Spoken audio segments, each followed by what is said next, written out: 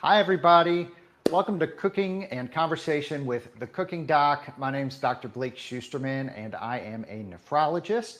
And I'm so glad that you're all joining with me here today. I know it's been a great morning so far. I'm sure you've learned a lot about home dialysis. And during the next 45 minutes, we're going to be doing something a little bit different here. So let me tell you a little bit about myself. I'm a nephrologist in the upstate of South Carolina. So by trade, I take care of people with kidney disease all day long, from stage 1 to stage 5. I care for people with kidney transplants, and then I also care for a lot of people who are on dialysis. I'm in charge of 2 home dialysis programs, and we do both peritoneal dialysis and home hemodialysis. So I'm very familiar with home dialysis and how it works, and a big believer in home dialysis in general. So you may be looking at me now and thinking, well, why is this doctor talking to me from his kitchen instead of his office? And it's a great question. But my other side, the other side of what I do is something called the Cooking Doc.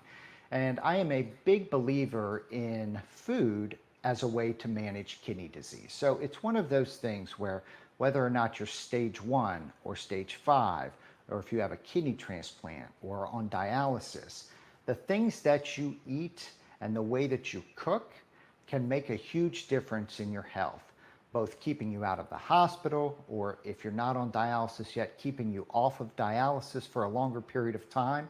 And I'm very passionate about cooking and food and the way that impacts kidney health. And today I'm going to go through 3 recipes with the help of a dietitian, Janelle, who I'm going to let introduce herself as well. Hello, my name is Janelle Gonyea. As Dr. Schusterman said, I'm a kidney dietitian and I'm a partner in practice with our nephrologist to help you manage your kidney disease because, like Dr. Schusterman, I'm a firm believer in food as medicine. And I too work with all stages of chronic kidney disease and types of dialysis. And being a big home dialysis fan, I'm glad to be here helping him today. And let me tell you that the dietitians are the key to everything that I do. I have 15 minutes to see my patient, and then boom, I leave it to people like Janelle to really take the message home and work individually with everybody to use food as a way to manage their kidney health. So if everybody's ready, we're going to start cooking. We've got 3 really delicious recipes today, and along the way, we're going to talk about kidney disease and kidney health and finding ways to make food taste really good, but also safe for you if you have kidney disease or are on dialysis. And the one thing to remember along the way is there is no one-size-fits-all diet for people with kidney disease. So we can talk a lot about, a couple general things that relate to kidney health, but somebody like Janelle, a dietitian, can really help you individualize a plan to help you manage the food that you eat. And the best part of this demonstration is that all these recipes are delicious. So if you're not making good food, it doesn't matter. People are not going to eat it. So these will all taste good. Okay, well, let's get going. So the first recipe we're going to do is an infused water recipe. And I set out to try to make something that reminded me a little bit of fall and yet didn't require too many complicated ingredients. And one of the things I hear from my patients all the time is that they don't like water. And when people don't like water, sometimes they go to drink things that are very unhealthy. So things like sugar sweetened beverages, or where you are, Janelle, what is it that everybody likes to drink if they don't drink water? Oh, it would be probably a cola. A cola. Some sort. Yeah. So in South Carolina, it's sometimes a cola, but a lot of times it's sweet tea, and sweet tea has a lot of Sure. sugar in it. So this is a very easy recipe for a way to get water that tastes a little bit like fall, and it's very easy to do. It's something called an infused water, and I teach this to people who really don't like the flavor of water, and there are a lot of people out there. So we've got an apple, an orange, and then we've got a date and some cloves. And if you've never made infused water before, it is very, very easy. So I'm just going to slice up some of these fruits.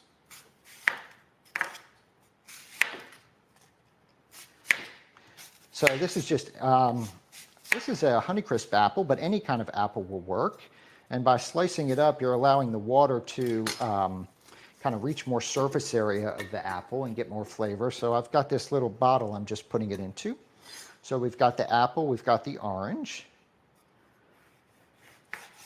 Now, one of the things about an orange is that an orange in general is a higher potassium fruit. And potassium is one of those nutrients that people with kidney disease sometimes have to be careful of. Janelle, how do you advise your patients on what to drink and how much to drink in the day? Well, it depends on where they're at in their kidney journey, of course. Typically in the earlier stages, we just talk about drinking, more healthful fluids, like you say, water versus a cola or a sweet tea, all these things being regional, of course. Um, but mostly I advise them to drink to thirst. They drink with their meals, they have to, have fluids with their medications. And if they drink to thirst, usually that suffices in the earlier stages. Of course, as we may progress in our kidney disease and may need dialysis, we worry about fluid building up in those later stages and on dialysis. So I help them, try to make flavorful foods without high sodium, because that sodium is going to make them more thirsty and attract that fluid and keep it inside their bodies where they don't want it. And so we talk about total amounts of water as well as types of seasonings. Yeah, I'm so glad that you mentioned the drink to thirst thing, because, and while I'm cutting up this date here, and you may think that a date is a little bit of a strange ingredient to put in this infused water, but dates are a really great way to add natural sweetness, and it will add just a little bit of sweetness to this water, and it's a delicious flavor. And then some cloves, and you could also add a little bit of cinnamon in here. So, Janelle mentioned drinking to thirst, and one of the things that I often hear from people is, I was just diagnosed with kidney disease. I've been guzzling water all day to try to make my kidneys better. And the interesting thing is that they've done studies, and it doesn't necessarily help your kidneys unless you have kidney stones to drink a lot of extra water. So telling people to drink to thirst, I tell people drink when you're thirsty and drink mostly water or infused water.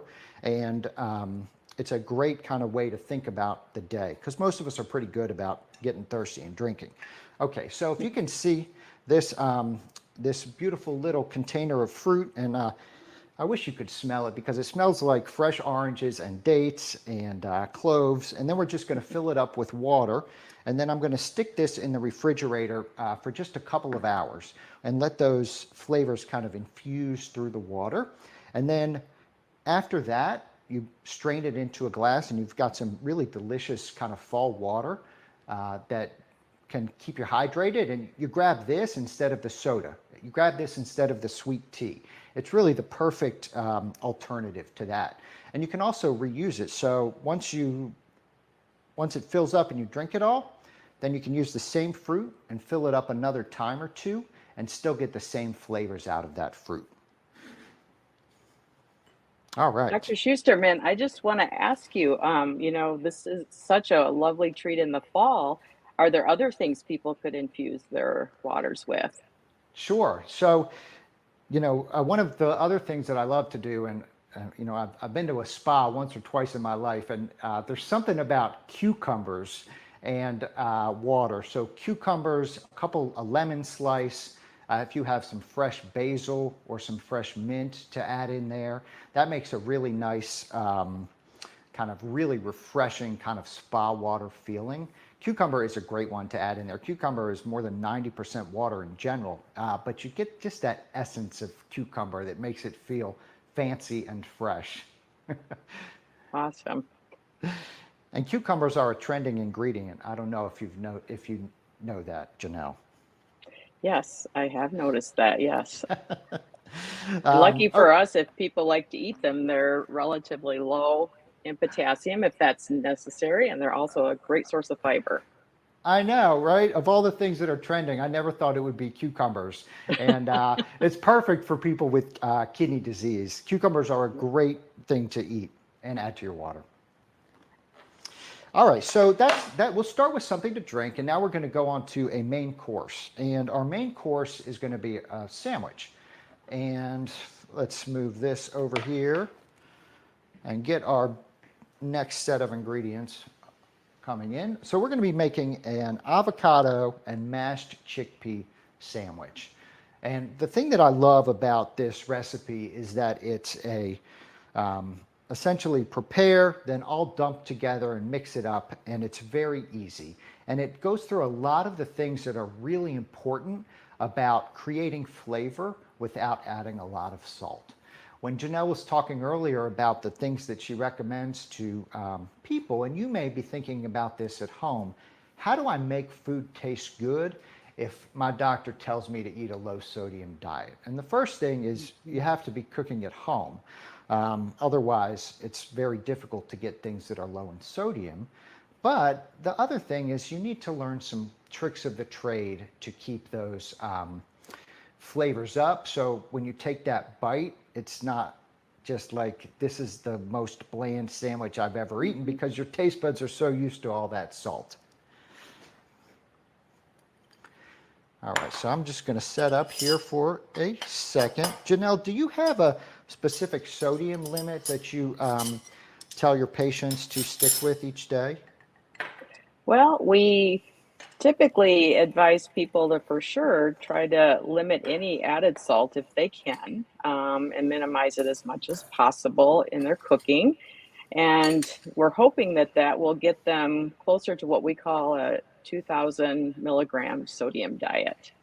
And in addition to the sodium, we have to do a lot of education about processed foods. Because as you mentioned, it really is important that you minimize the amount of processed food that you eat and eat more whole, fresh foods whenever possible, because most of those additives are either itself or sodium based preservatives. And so we try to educate our individuals on how to read food labels, to look at total sodium content, as well as the specific ingredients to determine how processed that food is, and hopefully choose a more minimally processed food as a result. And and if you're out there and that's you and you have kidney disease and you're thinking, well, how do I avoid all of those things? Learning to cook at home is one of the biggest reasons to do it, and one of the biggest Hmm. ways to do it. And that's why I work as the cooking doc, because also I love good food, and I started trying to Hmm. eat food that was like without any sodium and without any flavor, and it's really hard to get that stuff down. So we're going to Hmm. make a recipe today that has a ton of flavor in it, and it's going to start with an avocado. So I've got an avocado here, a nice ripe avocado, and I'm going to show you my technique for getting the inside of the avocado. Got a relatively sharp knife, and just going to cut around the edge like so. Try not to cut myself. And then opens it up just like that, and the pit pops out very easily, and then we can scoop out the flesh of this avocado right into our bowl. So avocado is going to give this dish a very creamy flavor and texture.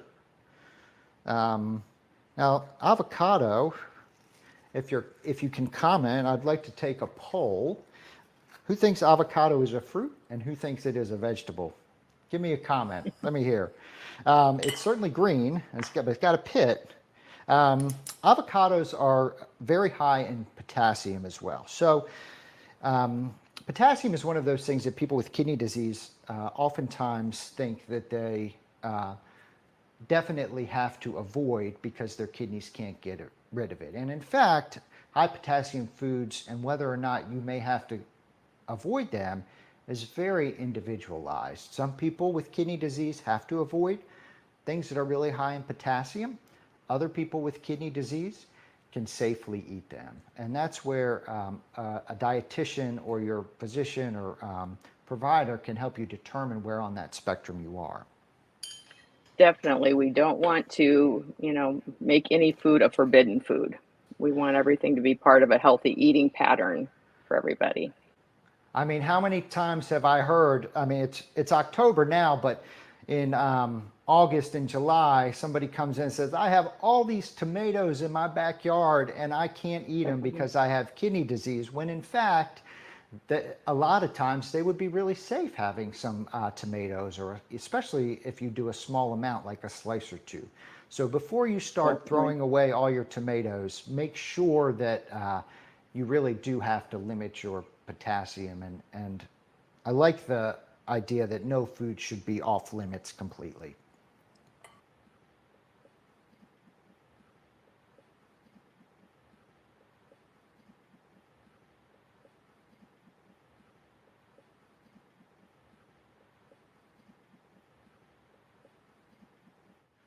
Okay, these are, so chickpeas, these are garbanzo beans, and these are low sodium garbanzo beans that I began with. So we talked about not eating a lot of processed foods. This is food from a can, and this is a very inexpensive food from a can and a great source of plant-based protein. But if you're not careful, as with any food that comes in a can, you can end up getting things that are really high in salt. So I did two things with these chickpeas before I poured them in my bowl. Number one, I made sure that I bought a low sodium variety. And number two, I rinsed them for about 30 seconds under some water. And that gets rid of a lot of the extra sodium. And then we're just going to mush this together. So you're going to make this like avocado chickpea mush. And you can leave some kind of unmushed chickpeas or not fully mushed chickpeas, because that'll give this a little bit of texture.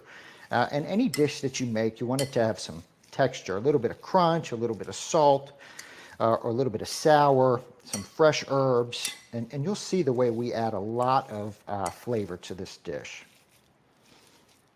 And I love, Dr. Shusterman, that you are introducing people who may not be familiar with plant-based proteins, as the more of those that we can incorporate into our diet, regardless of our health concerns, we can certainly preserve our health with that. Yeah, it's so easy to just fall back on the chicken breast or the pork tenderloin or something like that for your protein. But incorporating plant-based proteins, I mean, these garbanzo beans, they have a lot of fiber in them. They have other vitamins and nutrients in them. And so it's very, and this actually tastes good. And if you're just starting on a plant-based diet or trying to incorporate plant-based foods into the food that you eat, one thing that I always like to tell people is first start and think about how many meals in a week do you have that don't have meat in them. And if you're at zero, if you're at like, breakfast, lunch, and dinner, you're eating some kind of meat, then it probably is not going to work well for you to go just totally plant-based. So, Right. you start with like a meatless Monday, or like a couple lunches a week like this that are plant-based, and then give your taste buds a chance to get used to it. Okay. Well, and there's certainly simplified ways to implement plant-based eating as well. And that's where, as Dr. Schusterman mentioned, you can partner with your dietitian and we can teach you ways to incorporate these various foods into your diet. Yes, we are lucky at my practice in that I have a dietitian, and the American Kidney Fund has a great website, the Kidney Kitchen, that has a lot of good information if you don't have a dietitian right in your area. But I'm grateful that my practice has two dietitians actually that I work with that can support us physicians. Okay, so we've got our mashed avocado and our mashed chickpeas, and now we're going to start adding some more flavor to it. So I've got a red onion that's chopped pretty small. Not only are we going to add flavor, but we're going to add color. So the red onion will give us a little bit of crunch in here. a little bit of bitterness, which is actually a good thing. Then we're going to add some mustard.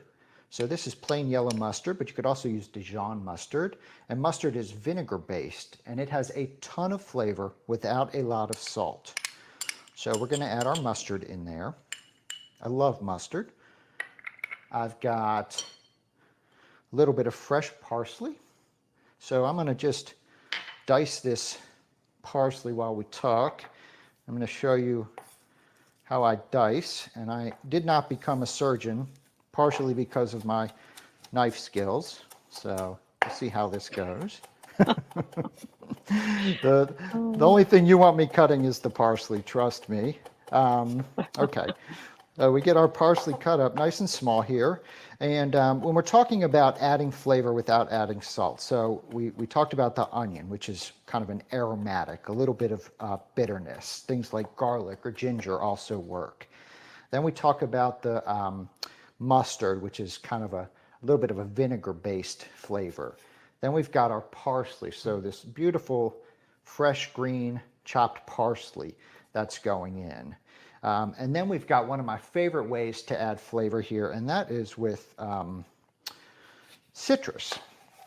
So I've got a fresh lemon that I'm going to squeeze some juice out of and pour that in there. While you're doing that, Dr. Shusterman, I'm just curious. When I talk with individuals about flavorful eating and using herbs and spices, sometimes they don't have fresh things available to them. Do you utilize dried herbs and spices in your cooking? Absolutely. In fact, I'm much more likely to use dried herbs than I am to use fresh herbs. And that's Oh, because, okay. I mean, first of all, I don't have much of a green thumb, so I don't grow herbs very well. But if you grow herbs, it's a great way to have them on hand. The other thing is that Absolutely. I don't know if this happens in your house, but if I buy fresh herbs, I mean, sometimes I just don't use them. And so they go bad. And so if you don't have like Right. the right fresh herb at the right time, it's really hard to get them incorporated into your meal. So I absolutely love dried herbs. Good. And on that topic, we'll go to kind of the spice that we're adding into this. And this is a chili powder. So chili powder is just another way to get more flavor in here without adding salt. And it kind of pulls all the flavors in this recipe together. So we're just going to mix that up a little bit, and then we will add our last ingredient. Do you mind if I interject something about spices that are mixed flavors? Not at all, Um, please. Yeah, one pitfall sometimes can be mixed spices and herbs could have salt added to them. So just a quick peek at the label to see if salt is one of the 4 or 5 ingredients in that bottle would be a good thing. That is such a great piece of advice because I have been fooled before, and I do this for a living. And next thing I know, I've got a bottle of spices that I thought was just a herb, but it turns out there was salt in there as well. Mhm. So it's if you're not careful, then it's very easy to do. Okay, so here's our last ingredient. Once again, we got to talked about them earlier, the cucumber. And the cucumber is going to add a little bit of moisture to this recipe as well. So I'm going to peel and chop, and we're going to add that, and then we're going to make sandwiches out of this here. Now I'm trying to think. I know garlic salt is an obvious one, but there are others as well that are easy to fool you. Do you have some favorite go-to mixed herb seasonings that you tell people to get that are low sodium or no sodium? Well, probably the thing that would be the easiest for individuals to buy in about any grocery store would be a seasoning like Mrs. Dash. There are other companies that make mixed seasonings, but they do have wide availability and quite a bit wide appeal as well because they have multiple mixtures. So you can get some that are heavier on garlic, less on the garlic, a little bit more spicy and pizzazz in them than others. So it just gives a lot of variety. But I do caution patients when they purchase them because a lot of people somewhat panic when they think they aren't going to be adding salt to their seasonings. And so they think, oh, I need a lot of this to make up for that lack of salt. And sometimes it's way overpowering. So I do try to guide people in that regard. That's great advice. And I used to not be a fan of Mrs. Dash, but I think that's because there was only like one Mrs. Dash. But I looked the other Hmm. day, and you're right. There's a whole bunch of different flavors that you can choose from. Right. Um, And I don't mean to be partial to them, but I just think to be practical, it's a good place for people to start because they can find the 10 varieties on or whatever on the shelf, and start investigating because honestly, in our markets, these dried herbs and spices can take up half an aisle now with variations. So it's quite an adventure. it's like trying to buy anything at the grocery store. You have to choose from a choice of 100, and if you're not really intent on making sure you get the right thing, it is very easy to get distracted or get fooled or just kind of throw your hands in there and just pick one Right. because it's hard. Okay, so the one thing I would like to add to the spices discussion is when you're looking at the flavors, you may see something, or the seasonings, you may see something called either a salt-free salt or a salt substitute, and those are usually what's called potassium chloride instead of sodium chloride. So the table salt that we use is typically sodium chloride, and the salt substitutes are potassium chloride, and they're really concentrated potassium. So people who have stage 4 and 5 kidney disease or who are on dialysis or people who have high potassium in their blood want to be really careful before using those salt substitutes because they are really concentrated potassiums and your kidneys may not be able to process those safely. So when you're looking for different flavors, Mrs. Dash is a great one. There are others, but don't necessarily go for the salt substitute, especially if you have to be careful with potassium. All right, let's finish off these sandwiches here. So these are, I've got some whole grain bread here that we're going to put this sandwich on, this little mixture on. Now, bread, if you're not careful, is also a very sneaky source of sodium. So Hmm. I try to find a thin slice of bread and one that has, if possible, between 100 and 200 milligrams of sodium per slice. I know it's difficult, and sometimes those ones are a little more expensive, but if you can find bread that doesn't have a lot of sodium in it, it will be better. You can also only use one slice of bread sometimes. That's another good way both to limit the carbohydrates and the amount of sodium in the bread. And then I'm going to toss it with just some greens that I had. These are arugula, which is a little bit of a bitter green, but any kind of plain lettuce will work, something to give it just a little bit of crunch. And then you've got a nice plant-based lunch that is a great alternative to things like your lunch meat or deli meat sandwiches. Those deli meats are usually very high in processed ingredients and sodium. Hmm. This is much less and very easy to make at home. And I love that you picked a higher grain content or a seeded bread or something like that for fiber because it's kind of a forgotten nutrient, I think, sometimes when we talk about kidney conditions. Now, Janelle, do you get people that come to see you that read the first thing that they can on the internet on the internet about kidney disease and grains, and they say, I thought I wasn't supposed to eat whole grains. I thought I can't eat brown rice. I hear that all the time as kind of an old school thought about the kidney diet. How do you counsel people about that? Right. Very, very old school. And it's hard because that information is still readily available, even though we have kind of moved beyond that. And we've moved beyond it because we've realized that targeting a single nutrient like phosphorus, which was kind of the reason behind limiting those grains, we've lost a lot of the other benefits that those foods do give to individuals as far as preventing progression of disease. And even when you are in later stages, there's a lot of healthful benefit to those foods. So we're looking more at eating patterns and how do foods react with each other to provide added benefit. And going more toward the plant-based diets, which include the whole grains, is really the way to go. Absolutely. I think that's great. And I'm so glad that the community has shifted this way. As a physician and a lover of food, honestly, it just used to break my heart when people used to tell me about all of the delicious foods and the whole grains that they would give up because of the things that they read. Right. All right, so we've got something to drink, we've got our sandwich for lunch, and now in the fall theme, we are going to dessert.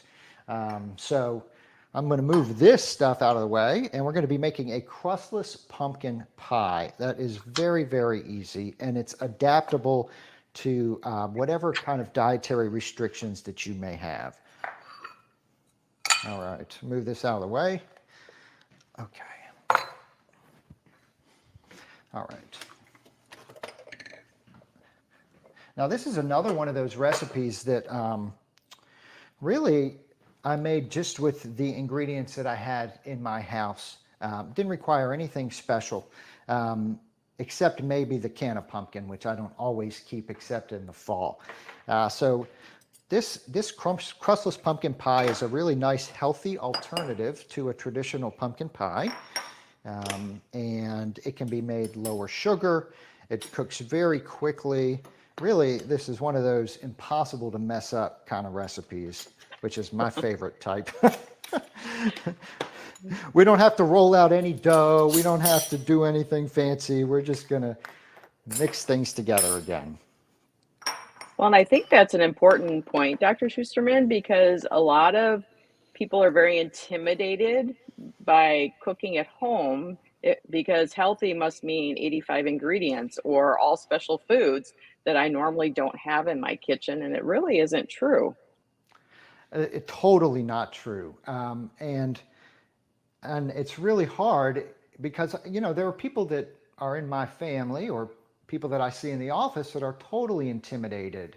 But the best news is that if you start simple and with easy recipes, it's not, it just takes a little bit of time to get used to it. I saw somebody a couple weeks ago. It was a gentleman in his early 70s, and he had never boiled a pot of water in his entire life, but his wife had died about 6 months ago. Yeah, and he was trying so hard to figure out how to eat right to help his kidneys, and he was totally starting from scratch. And he was able to start with some really simple recipes, and he wasn't cooking elaborate things at all, but he was doing enough so that he could manage his blood pressure, do the right things for his kidney health and his heart health by cooking at home. So anybody at any age can do it. You just have to have a little bit of motivation and persistence. Right. Okay, so this crustless pumpkin pie recipe, very easy. So we're going to start with our spices. So we've got some nutmeg here.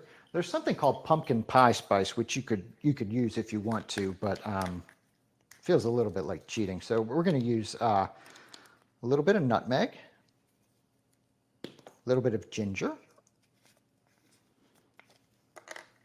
Again, it smells so good. And these are ground spices. So in order to keep yourself cooking healthy at home, it often takes a little bit of an investment up front if you don't have spices. So buying some spices to allow you to create flavor if you're starting from scratch, building a spice cabinet is important. And then we've got some cinnamon here. And cornstarch, which is going to hold it all together.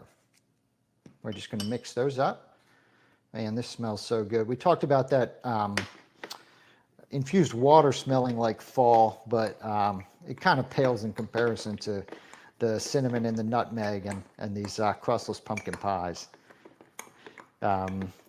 So while we're kind of making this in the background, we've got our oven preheated to 300. Okay, so we've got our mixture here, and then we're going to add in some maple syrup. Okay, so maple syrup is a very high sugar ingredient. And it's something that if you have diabetes, because diabetes is the #1 cause of kidney disease. If you have diabetes, you want to be really careful about using things like maple syrup or extra sweeteners in there. Because maple syrup is, it's just like honey or sugar. It will raise up your blood sugar. So a couple things you can do here. One is you can use less. The other option is you could use a sugar substitute. Janelle, how do you counsel people about using sugar substitutes at all if they have diabetes? Well, it really depends on, how strictly they need to adhere, to low carbohydrate, because as you mentioned, if it's only part of a recipe, just minimizing what they have at home is usually sufficient, because we look more at maybe consistent carbohydrate intake as a means to help manage blood sugars. But if we do have an individual that does need to limit, luckily we do have sugar replacements out there that we can cook and bake with, which has been kind of the latest and greatest, because we've had for years things that can make things sweeter, but do we have the right tools to use for baking? So we do try to go through what's available in the grocery store with them and see what works best for them. Yeah, that's great. And I was just thinking about it as far as sugar goes in this. That's really all that it has in a dessert. Hmm. And we think about it, we don't have the crust, which would be another Hmm. carbohydrate load. So Yeah, it's really not too bad. You could also limit the size of the little pies that you make. So half a pie absolutely. has half as much sugar as the full one. Okay, so now we've got some coconut milk. So this is unsweetened but full fat coconut milk. And because this is a dessert and you want it to have a little bit of body to it. So we're not using the light coconut milk that doesn't have any fat. We're using something that has just a little bit of some fat in there to, again, pull things together. And then we've got our pumpkin, our unsweetened canned pumpkin. When you talk about ingredients that are better in a can than fresh, I mean, pumpkin has to be at the top of the list. There is no way that we are cutting up a pumpkin and getting out the seeds and then blending the flesh. So the canned Yeah. pumpkin is just fantastic. Well, and I think individuals shouldn't be too afraid of using some foods like this, because again, it makes it possible for the average person. Like you used the low sodium chickpeas earlier. It's minimally processed and has all the great nutrients, that we're looking for with respect to fiber and whatnot. So that's awesome. And readily accessible. So any grocery Hmm. store will have these ingredients. Right. Okay, And we're two, I like that you're providing some potassium in this recipe, because some of our home dialysis patients, by virtue of their more frequent dialysis, sometimes they need a little potassium. So it's kind of nice if we can sneak it into a dessert. That is such a good point, and another plug for one of the reasons that home dialysis can be a really good option for people is that a lot of people who are on home dialysis, whether doing peritoneal dialysis or home hemodialysis, they can be more liberal with the things that they eat because they're doing the dialysis more frequently, so they don't have to be as careful with potassium supplementation. And like Janelle said, sometimes need extra potassium, especially people on peritoneal dialysis. So that's one of, I think, the biggest selling points of a home dialysis modality. Okay, so we've got our egg, our pumpkin, our coconut milk. Then we're going to add our spices in there and blend it together. And then we're going to take little bowls. So if you have, I don't really have pie bowls or little pie tins. So I have these mini little bowls, which actually work out very nicely. I'm going to put just a little bit of coconut oil in the bottom. Now you could just use a spray to keep things from sticking, but a little bit of coconut oil kind of goes with the flavor of the dish, which is why I like to use it. And we are going to pour that in the bowl. And this will make about 4 to 6 of those, depending on what size you use.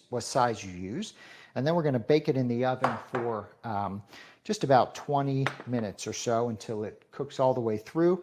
And then I like to serve it warm with either a little bit of Greek yogurt on top or a tiny bit of ice cream, something to really kind of cut through the richness of the pumpkin pie. That sounds amazing. And how cozy can you get, right? Yes, it is so cozy. Like and it just, you know, I used to get so overwhelmed with trying to make pumpkin pie or trying to make sure I had a healthy, perfect dessert to go with Thanksgiving or tell people what to eat. And this kind of fits the bill for everything. Oh, definitely. And I can't believe we are at the end of our 45 minutes already. I've been so enthused with your recipes that I'm watching the time, and looks like we have to kind of wrap things up, Dr. Schusterman.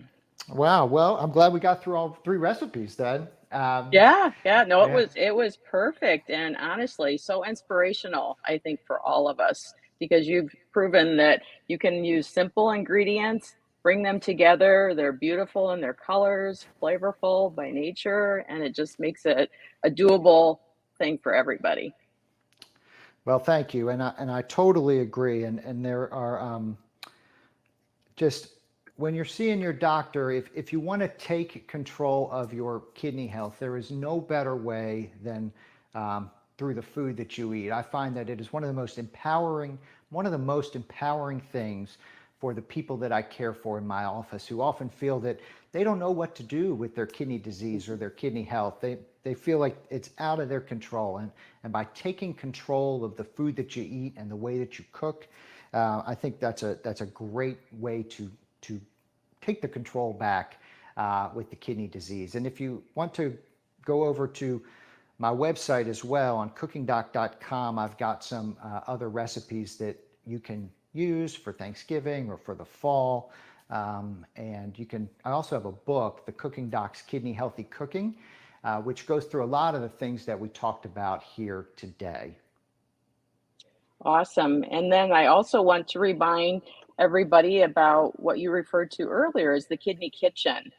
This is something that was created about 5 years ago, and it has been expanded upon greatly over the recent years. You can find hundreds and hundreds of recipes on there that are all appropriate for individuals with kidney disease.